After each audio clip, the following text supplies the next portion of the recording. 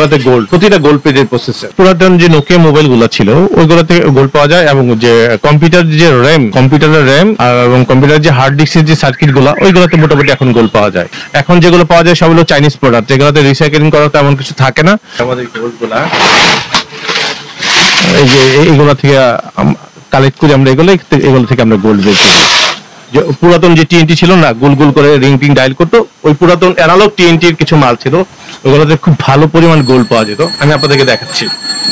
এই যে এটা টেলিকমিউনিকেশন বোর্ড পুরান, এগুলো যখন বাংলাদেশ সরকার টেন্ডার দেয়, ওই টেন্ডার থেকে অকশনে আমরা এগুলো কিনে নিয়ে আসি, এনে এগুলো গোল্ড। এই যে প্রসেসর গুলো দেখতেছেন এগুলোতে গোল্ড, এই যে গোল্ড প্লেটেড, প্রতিটা গোল্ড প্লেটেড প্রসেসর, প্রতিটা গোল্ড প্লেটেড প্রসেসর। সেই রাশিয়ান মালগুলোতে বেশি গোল্ড পাওয়া যায়। তাই রাশিয়ান মাল বাংলাদেশে তেমন একটা এখন আসে না, খুব রেয়ার, খুব অল্প কিছু পাওয়া যায়। যখন রাশিয়ান যদি কিছু শিপ ভাঙে, ওই রাশিয়ান শিপ থেকে কিছু আমরা ভালো গোল্ডের মাল পাই, যেগুলোতে ভালো গোল্ড পাওয়া যায়, প্লাটিনাম পাওয়া যায়।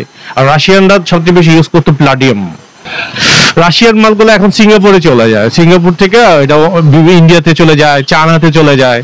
ওরা যে লোহা, আয়রন মেটালটা, লোহাটার খুব বেশি ডিমান্ড চায়নাতে বা ইন্ডিয়াতে, এর জন্য ওরা শিপগুলো খুব দামে করে নিয়ে যায়। বাংলাদেশে তেমন একটা শিপ আসে না। চায়না মালে তেমন গোল্ড দেয় না, ওরা শুধু গোল্ডের একটা ফ্লেভার দেয়। আমরা যে ফ্লেভার বলি না, গোল্ডের একটা ফ্লেভার দেয়, কোনো কাজের না। আর গোল্ড ইউজ করার কারণে যে জাপানি প্রোডাক্ট গুলো তাকে গোল্ড ইউজ করতো, ওই প্রোডাক্ট গুলো লংজিভিটি অনেক বেশি ছিল। এগুলো সার্কিট গুলো বিভিন্ন হকারে দিয়ে যায়, বা কোথাও যদি টেন্ডার হয়, টেন্ডার থেকে আমরা মাল কিনি। যেমন বিমানের টেন্ডার হয়, শিপের টেন্ডার হয়, ওই টেন্ডার গুলো থেকে আমরা মাল কালেক্ট করে তারপর আমাদের এখানে এসে বাকিটা প্রসেস করি আর কি। ওই সার্কিট গুলো আমরা বাইরে এক্সপোর্ট করে দিই, প্রতিটা গোল্ড প্লেটেড প্রসেসর। এই প্রসেসর গুলো তখন ডাটা কম ছিল, ডাটা বেস কম ছিল, আর প্রসেসর গুলো লংজিভিটি করার জন্য আর হিটসিং এ এটা এই যে জায়গাটা দিচ্ছে, এটা হলো হিটসিং হিসেবে কাজ করছে। গোল্ড কিন্তু একটা ভালো হিটসিং এর কাজ করে, এটার উপরে হিটসিং এর কাজ করে, ঠান্ডা রাখে প্রচুর। অনেক প্রতিবন্ধকতা, এটা এইগুলোর অনেক লাইসেন্স লাগে, যেগুলো বাংলাদেশ থেকে ম্যানেজ করা অনেক ঝামেলা। আমরা তো নিজেরা জানি না, আমরা শুধু ট্রেড লাইসেন্স আর 3 ব্যবসা করে ফেলি। আমরা অনেক বছর করতে করতে এটা একটা অভিজ্ঞতা চলে আসছে, যে এটার মধ্যে এত পরিমাণ গোল্ড থাকতে পারে, এটার মধ্যে এত পরিমাণ রূপা থাকতে পারে, একটা অভিজ্ঞতা চলে আসছে আর কি।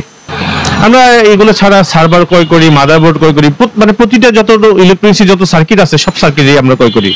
যেমন এখন আপনি একটা মোবাইল কিনতেছেন 10,000 টাকা দিয়ে, তখন এই মোবাইলটা কিনতে হবে আপনাকে 50,000 টাকা দিয়ে, তাহলে একটা প্রোডাক্টের দাম বেড়ে যাবে 4 গুণ 5 গুণ। এখানে আমরা যে পুরাতন ভাঙারি যে সার্কিট গুলো আছে এগুলো মার্কেট থেকে ক্রয় করে তারপরে এগুলো আবার বাইরে বিক্রি করি।